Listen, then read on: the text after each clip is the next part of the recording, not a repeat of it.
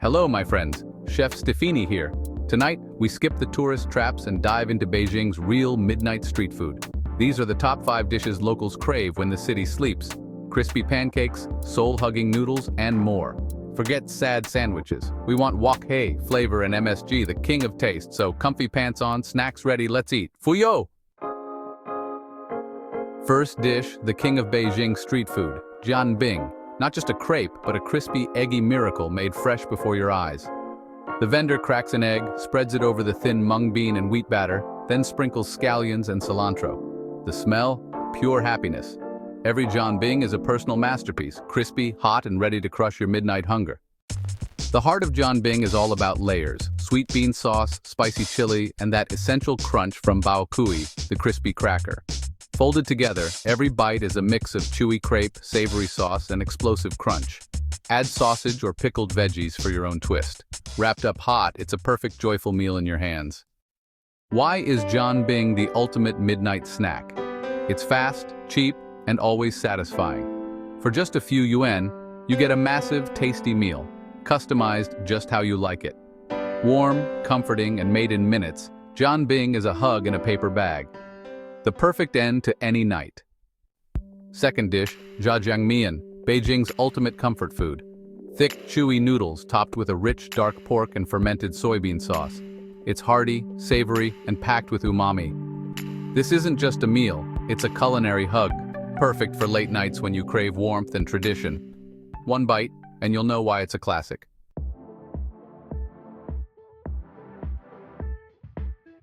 Now, a bowl of zhajiangmian is not complete with just noodles and sauce. That would be too simple, too boring. The real beauty of this dish lies in the accompaniments, the fresh, crunchy vegetables that are served on the side. This is where the dish truly comes alive. Typically, you get a colorful array of finely shredded vegetables. Cucumber for a cool, crisp freshness. Radish for a sharp, peppery bite. Bean sprouts blanched just so they are tender but still have a snap. Sometimes you get edamame or soybeans too. It's a rainbow of textures and flavors. The presentation is part of the ritual. The noodles and sauce are in the bowl, and all these beautiful, vibrant vegetable toppings are arranged neatly around the edge or served in separate little dishes. It's an interactive meal. You are the chef now. You get to decide how much of each vegetable you want to add. Do you want more cucumber for extra crunch, or more radish for a spicier kick?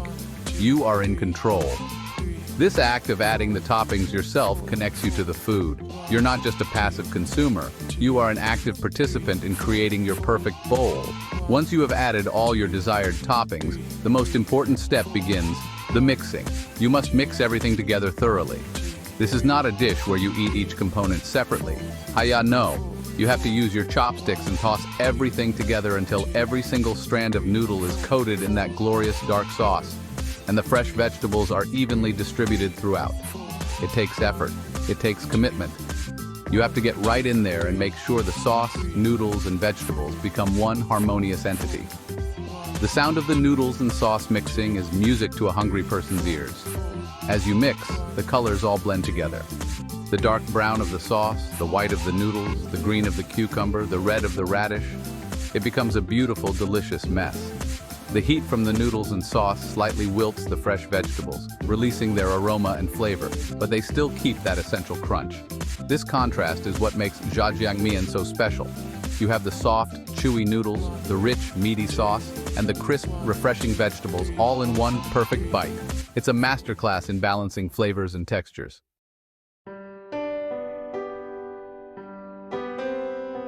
So why is zhajiangmian such a perfect midnight meal? Because it is the definition of comfort.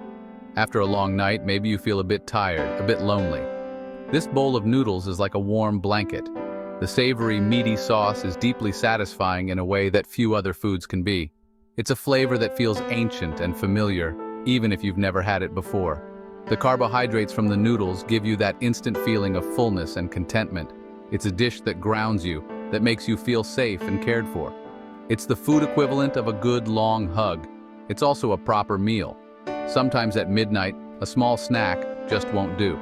You need something substantial, something that will truly satisfy your hunger and see you through to the morning. Zhajiangmian is that meal. It's balanced, with carbs from the noodles, protein from the pork, and vitamins and fiber from the fresh vegetables. It's a complete, well-rounded dish that nourishes your body as well as your soul. You won't be hungry again in an hour after eating this. This is a meal that respects your hunger. It takes it seriously. Furthermore, eating jjajangmyeon is an experience. It's not something you can eat quickly while walking down the street. You have to sit down. You have to take your time to add the toppings, to mix the noodles, to savor each bite. This forces you to slow down, to be present in the moment. In the quiet of the late night, this little ritual can be very calming, very meditative. It's a moment of peace and quiet enjoyment in a busy city. It's a chance to reconnect with yourself and with the simple pleasure of a good meal. It's a mindful way to eat. Finally, it's a taste of home for many people in Beijing. It's a classic dish, a staple of Beijing cuisine. Every family has their own little variation of the sauce recipe. Eating a bowl of jjajangmyeon late at night can evoke powerful feelings of nostalgia and belonging. It's a flavor that connects them to their family, to their city, to their culture. And even if you are not from Beijing, you can still feel that sense of history and tradition in every bite. It's a dish with a deep soul, and sharing in that, especially at midnight, is a truly special experience. Third dish. When you want something warm and soft like a hug from your mom, nothing beats baozi. It's a fluffy cloud of deliciousness you can hold in your hand, no plate or fork needed. Inside, magic happens: juicy pork, savory beef, sweet red bean, even veggie for the sad vegetarians. See steam rising from the bamboo steamer? You know everything's going to be okay. Next time you eat baozi, show some respect. You're eating a true work of art. The best part of baozi? The filling. Juicy, fatty pork mixed with spring onion, ginger, soy sauce, and a touch of MSG. So flavorful. Bite in and hot juice explodes in your mouth. Pure comfort. Dip it in black vinegar with ginger for a tangy kick. Baozi is a flavor explosion, better than any symphony.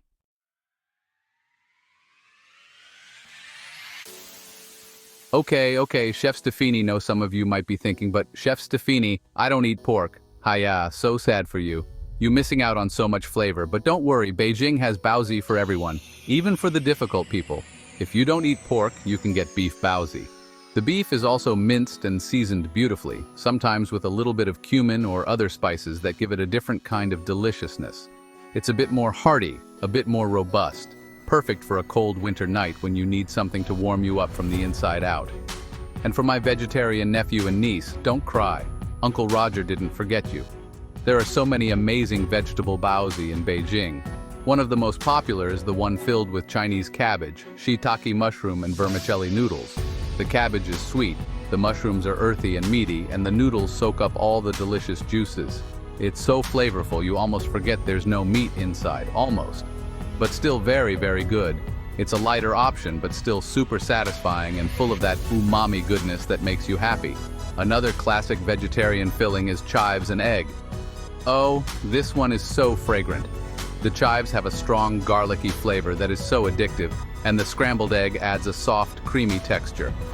Sometimes they add little dried shrimp for extra flavor, but you can find the pure vegetarian version too. It's a very popular choice for breakfast, but it's also a fantastic late-night snack. The smell alone is enough to make your stomach rumble. It's a simple combination, but sometimes the simplest things are the best, like a good walk and some MSG. So you see, the world of baozi is vast and wonderful. It's not just one thing, it's a whole universe of fluffy, steamy goodness. From the classic pork to savory beef to all the delicious vegetable options. There is a baozi out there for everyone, waiting to be discovered on a street corner in Beijing late at night. It's cheap, it's fast, it's delicious, and it will never disappoint you, unlike some people. So next time you're hungry at midnight, forget the sad instant noodle. Go find a bamboo steamer and get yourself a real snack. Get yourself a baozi. Uncle Roger approved. Fourth dish, foodie. Now we talk about the real king of late-night food, culinary. It's not just meat on a stick, it's Beijing style, sizzling over charcoal, releasing a smell so good it wakes your ancestors. The sound of happiness, the taste of pure joy. Culinary is the ultimate social food, best shared with friends on a bustling street corner. The secret? A magical dusting of cumin, chili, and Sichuan peppercorn.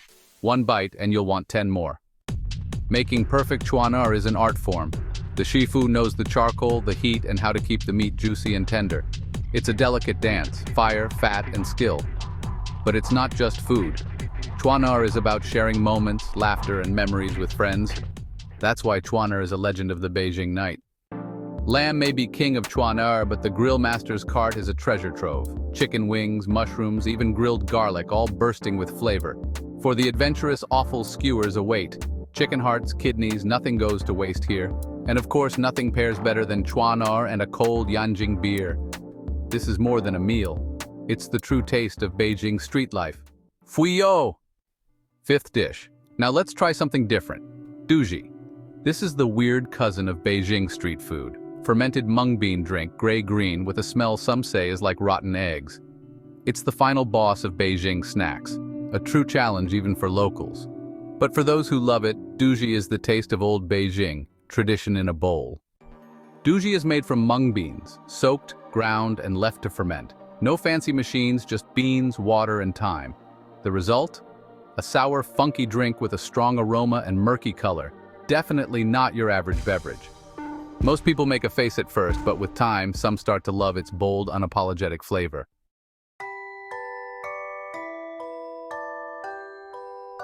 As Chef Stefani said, you never drink duji alone. That's a rookie mistake.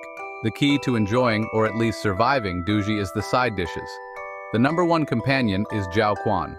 These are circles of fried dough, golden brown and incredibly crispy. They are salty and savory, and when you dip them into the hot, sour duji, it creates a beautiful contrast. The jiaoquan softens slightly but still has a crunch, and its saltiness balances the sourness of the drink.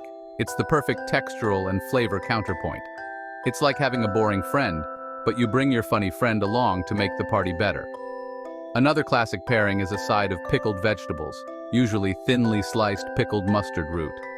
These pickles are salty, spicy, and crunchy. You take a sip of the warm, sour duji, and then you take a bite of the cold, crisp pickles. It's another layer of contrast that makes the whole experience more complex and enjoyable. The sharp, spicy flavor of the pickles cuts through the funky taste of the duji and refreshes your palate. It's a very clever combination, developed over hundreds of years by people who knew what they were doing. For those who need something more substantial, sometimes people eat duji with a xiaobing, a type of layered, unleavened flatbread, often with sesame seeds on top. The xiaobing is flaky and has a nice, nutty flavor from the sesame. It's good for soaking up the duji or just for eating on the side to have something more filling in your stomach. This combination turns the duji experience from a strange snack into a proper, albeit very traditional meal. It's the kind of meal that your great-grandparents in Beijing might have eaten late at night. So, if you are in Beijing and you see a stall selling this mysterious gray drink, don't just walk away. Be brave. Order a bowl. Make sure you get the jiaoquan and pickles on the side. Sit down, take a deep breath, and give it a try. You might hate it. You will probably make a face. Your friends will laugh at you, but you will have a story to tell. You will have tried one of the most unique and challenging foods in the world. And who knows? You might be one of the special few who discovers the secret joy of duji. You might just become a true Beijinger.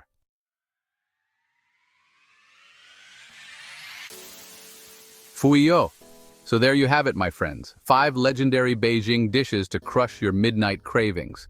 From the crispy, savory jianbing to the hearty zhajiang mian, the fluffy baozi, the smoky chuaner, and even the unforgettable duji. Beijing at night is a paradise for hungry people. So much good food, so much flavor.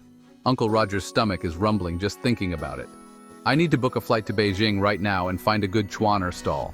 Jamie Oliver can't make chuaner, that's for sure. He would probably use olive oil and put it in oven. Hiya!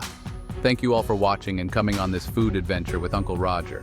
I hope you are feeling hungry and inspired to try some real Chinese food. Not that sad General Tso's chicken from takeaway. This is the food that people in Beijing actually eat when they get hungry after midnight. It's food with history, with culture, and most importantly, with flavor. It's food that brings people together and makes them happy. And that's what good food is all about. So next time you are hungry late at night, maybe think about these amazing dishes. Now, Uncle Roger wants to know from you, what is your favorite midnight snack? It doesn't have to be from Beijing. Maybe it's instant noodles, maybe it's a slice of pizza, maybe it's something your grandma used to make for you. Let me know in the comments down below. I will read them all unless you say something stupid like kale chips. Hiya, so sad. Don't be shy. Share your late night food secrets with Uncle Roger and all the other nephew and niece watching. Let's make the comment section a big buffet of ideas. And if you enjoyed watching this video and want to see more food adventures with your favorite uncle, Don't forget to hit that subscribe button and ring the little bell so you don't miss the next video.